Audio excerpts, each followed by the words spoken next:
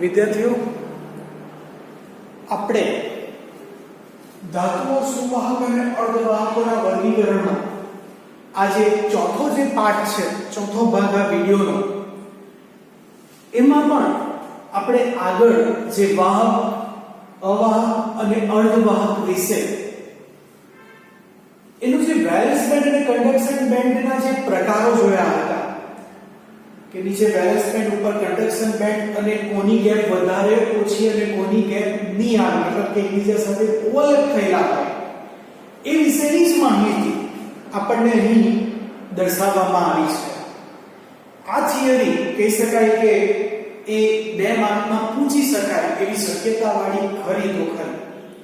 એટલે અત્યાર સુધીમાં જે પોઈન્ટ્સ આવ્યો આ થિયરીનો ધાતુઓ, સુવાહક અને અર્ધવાહકોનું વર્ગીકરણ, જેમાં આપણે આ વસ્તુ વધારે પડતી ડિટેલમાં સમજી છે. એટલે કહી શકાય કે આને 2 માર્કમાં પૂછવું હોય તો સવાલ એવો આવે કે વાહક, અર્ધવાહક અને અવાહક વિશે વેલેન્સ બેન્ડ, કન્ડક્શન બેન્ડ અને ફોરબિડન ગેપ દ્વારા એની વિશે માહિતી આપો. તો વિદ્યાર્થીઓ, ફોરબિડન ગેપ એટલે શું? તો આપણે 2 ગેપ જોઈ, 2 સ્થાનો જોયો. નીચે જે આવે છે તે વેલેન્સ બેન્ડ અને ઉપર જે આવે છે તે કન્ડક્શન બેન્ડ. તો કન્ડક્શન બેન્ડની લઘુત્તમ ઊર્જા EC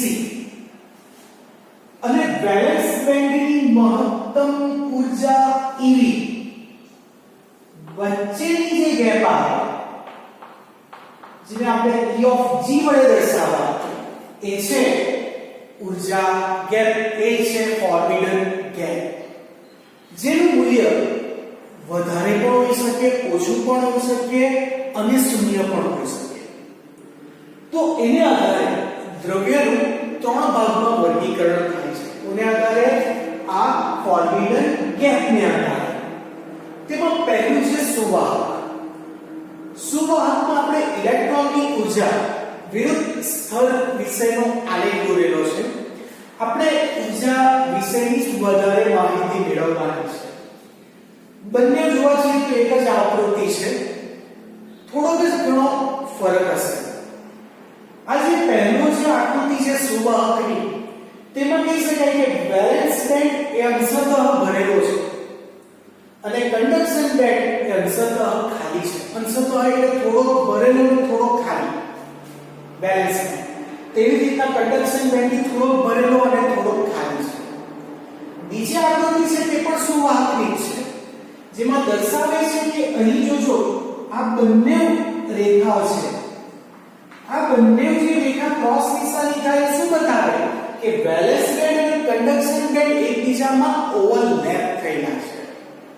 ચાલો આ વિશેની વધારે માહિતી આપણે થિયરિટિકલ દ્વારા સમજીએ. તો આકૃતિ અનુસાર કન્ડક્શન બેન્ડ અંશતઃ ભરાયેલો અને વેલેન્સ બેન્ડ અંશતઃ ખાલી. એટલે અહીં વિશે વાત કરી જે મેં તમને આગળ કીધી તેમ. આપણે જાણીએ છીએ કે આ જે આકૃતિ છે એ 0 કેલ્વિન તાપમાને થાય છે, નિરપેક્ષ શૂન્ય તાપમાને. તો કહી શકાય કે સુવાહકમાં નિરપેક્ષ શૂન્ય તાપમાને કન્ડક્શન બેન્ડ એ અંશતઃ ભરાયેલો અને વેલેન્સ બેન્ડ એ અંશતઃ ખાલી છે. અથવા તો એ બંને વેલેન્સ બેન્ડ અને કન્ડક્શન બેન્ડ એ એકબીજા સાથે ભળી ગયેલા છે, એકબીજા સાથે ઓવરલેપ થયેલો છે. જ્યારે બંને બેન્ડ એકબીજામાં ભળી ગયેલા હોય ત્યારે વેલેન્સ બેન્ડમાંથી મોટી સંખ્યામાં જે ઇલેક્ટ્રોન છે તે સંક્રાંતિ કરીને કન્ડક્શન બેન્ડમાં જતા રહેશે, જેને કારણે વિદ્યુત પ્રવાહ એ રચાય છે. અને જો વેલેન્સ બેન્ડ અને કન્ડક્શન બેન્ડ એકબીજા સાથે ઓવરલેપ થયેલા હશે તો ઇલેક્ટ્રોન એકદમ સરળતાથી વેલેન્સ બેન્ડમાંથી કન્ડક્શન બેન્ડમાં જાય છે. એટલે અહીં જે પ્રવાહનું મૂલ્ય છે એ પ્રવાહનું મૂલ્ય એ બીજા કરતા વધુ પડે. અને જો આ આકૃતિની વાત કરીએ તો જ્યારે બેન્ડ અંશતઃ ખાલી હોય ત્યારે વેલેન્સ બેન્ડમાંથી ઇલેક્ટ્રોન જો કન્ડક્શન બેન્ડમાં જાય તો આપણે એને ઊર્જા આપવી પડે તો એના દ્વારા થોડીક બાહ્ય ઊર્જા દ્વારા એ સરળતાથી ઇલેક્ટ્રોન એ વેલેન્સ બેન્ડમાંથી કન્ડક્શન બેન્ડમાં જતો રહેશે માટે એની વાહકતા વધુ અને અવરોધકતા ઓછી છે તેથી અહીં વિદ્યુત પ્રવાહનું એ વહન કરશે બીજી જે આપણી આકૃતિ છે એ આકૃતિ છે અવાહક જેમાં નીચે વેલેન્સ બેન્ડ છે ઉપર કન્ડક્શન બેન્ડ છે કન્ડક્શન બેન્ડની ઊર્જા સ્તર છે Ec અને વેલેન્સ બેન્ડનું ઊર્જા સ્તર છે Ev અને એ બે વચ્ચેનો જે ફોર્બિડન ગેપ છે એનું મૂલ્ય 3 ઇલેક્ટ્રોન વોલ્ટ કરતા વધુ છે આપણે એ પણ જાણીએ છીએ કે 0 કેલ્વિન તાપમાને એ બધા જે ઇલેક્ટ્રોન છે એ બધા ઇલેક્ટ્રોન ક્યાં હોય છે વેલેન્સ બેન્ડમાં એટલે કે વેલેન્સ બેન્ડ એ ભરેલો હોય છે અને કન્ડક્શન બેન્ડ એ ખાલી હોય ક્યારે 0 કેલ્વિન તાપમાને નિરપેક્ષ શૂન્ય તાપમાને જો આપણે આ ઇલેક્ટ્રોનને વેલેન્સ બેન્ડમાંથી કન્ડક્શન બેન્ડમાં લઈ જવા હોય તો 3 ઇલેક્ટ્રોન વોલ્ટ કરતા વધુ ઊર્જા આપીએ તો એ ઇલેક્ટ્રોન વેલેન્સ બેન્ડમાંથી કન્ડક્શન બેન્ડમાં જશે પણ એ શક્ય નથી તેથી આ બે સ્તર વચ્ચે ગેપનું મૂલ્ય વધુ છે વધુ માહિતી આપણે સમજૂતીમાં જોઈએ હવે અહીં વેલેન્સ બેન્ડ અને કન્ડક્શન બેન્ડ વચ્ચેનું અંતર ખૂબ જ વધારે છે બરાબર ને અને એ ઊર્જા ગેપનું મૂલ્ય 3 ઇલેક્ટ્રોન વોલ્ટ કરતા વધુ હોય તથા કન્ડક્શન બેન્ડ માં કોઈ ઇલેક્ટ્રોન હોતો નથી કીધું છે કન્ડક્શન બેન્ડ ખાલી છે તેમજ તાપમાન વધારવાથી એટલે કીધું કે બાહ્ય ઊર્જા આપીએ એટલે કે તાપમાન આપે તો એને ઊર્જા મળે ઇલેક્ટ્રોનને અને તે ગતિ કરશે તો આમ તાપમાન વધારવાથી પણ કોઈ ઇલેક્ટ્રોન કે વેલેન્સ બેન્ડમાંથી કન્ડક્શન બેન્ડમાં જઈ શકતો નથી તેથી અહીં વિદ્યુત પ્રવાહનું વહન એ અવાહકમાં શક્ય દેખાતું નથી ચાલો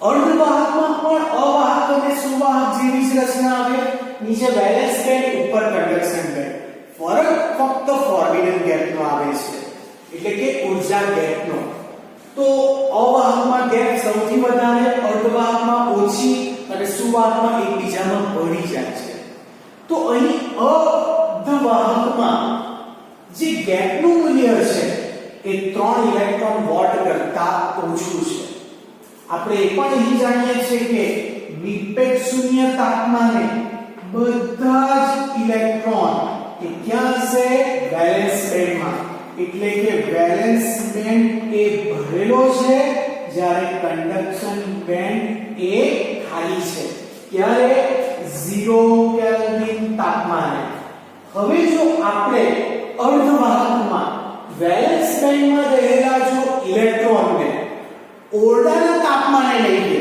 ઓરડાનું તાપમાન એટલે 27°C તાપમાને લઈએ તો આ ઇલેક્ટ્રોન એટલે કે વેલેન્સ બેન્ડમાં રહેલા ઇલેક્ટ્રોન એ આ ગેપ માંથી ઉપર કન્ડક્શન બેન્ડમાં જતા રહે છે એટલે અહીં ઇલેક્ટ્રોન વેલેન્સ બેન્ડમાંથી કન્ડક્શન બેન્ડમાં જાય છે એટલે અહીં વિદ્યુત પ્રવાહનું વહન શક્ય દેખાય છે ચાલો જોઈએ તો વેલેન્સ બેન્ડ અને કન્ડક્શન બેન્ડ વચ્ચેનો વિસ્તાર નાનો હોય નાનો કોના કરતા અવાહક કરતા નાનો તેથી ઓરડાનું તાપમાન એટલે 27°C વેલેન્સ બેન્ડમાંથી કેટલાક ઇલેક્ટ્રોન પૂરતી ઊર્જા મેળવીને એ કન્ડક્શન બેન્ડમાં જાય અને કન્ડક્શન બેન્ડમાં આવતી ઓછી સંખ્યાના ઇલેક્ટ્રોનમાં ગતિ કરે છે તેથી અહીં વિદ્યુત પ્રવાહનું વહન ઓછું થાય વિદ્યુત પ્રવાહ મળે તો ખરો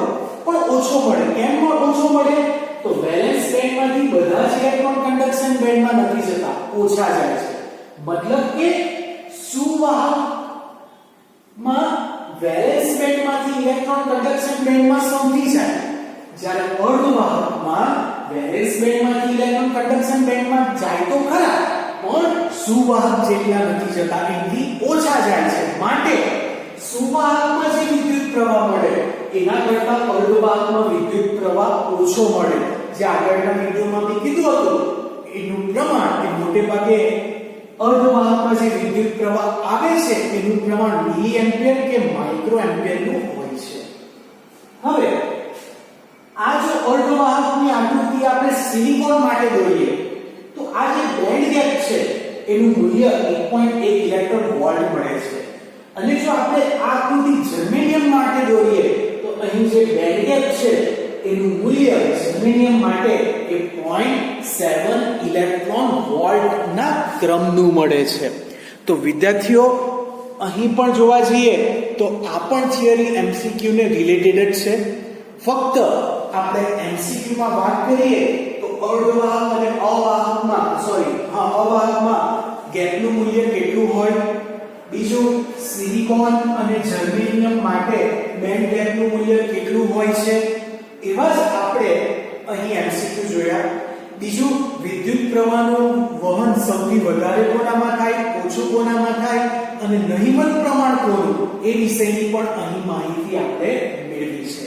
તો આવા કોઈ એમસીક્યુ એ આ ટોપિકમાંથી પૂછી શકાય એ પ્રકારના છે.